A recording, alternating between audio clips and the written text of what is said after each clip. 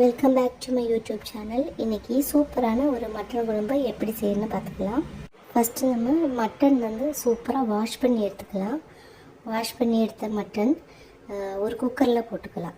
குக்கரில் போட்டு அதில் நம்ம கொஞ்சம் மஞ்சத்தூள், கொஞ்சோண்டு இஞ்சி பூண்டு விழுது, அப்புறம் தேவையான அளவுக்கு உப்பு, தண்ணி இவை சேர்த்து நல்லா வேக வச்சு எடுத்துக்கலாம். ஒரு 4 விசில் விட்டு வேக வச்சு எடுத்தோம்னா மட்டன் சூப்பராக வந்துடும்.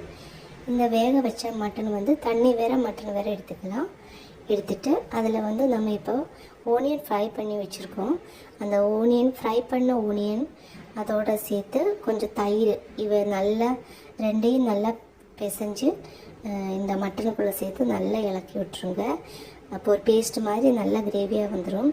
அந்த அதில் நம்ம இப்போ காஷ்மீரி சில்லி, தேவையான அளவுக்கு உப்பு, அப்புறம் கரம் மசாலா, பெப்பர் பவுடர், கொஞ்சோண்டு ஆயில், அப்புறம் இந்த மட்டன் வேக வச்ச தண்ணி இருக்குது இல்லையா, அதை சேர்த்து ஒரு 20 நிமிஷம் ஸ்லோ ஃபயரில் நல்லா வேக விட்டுருங்க.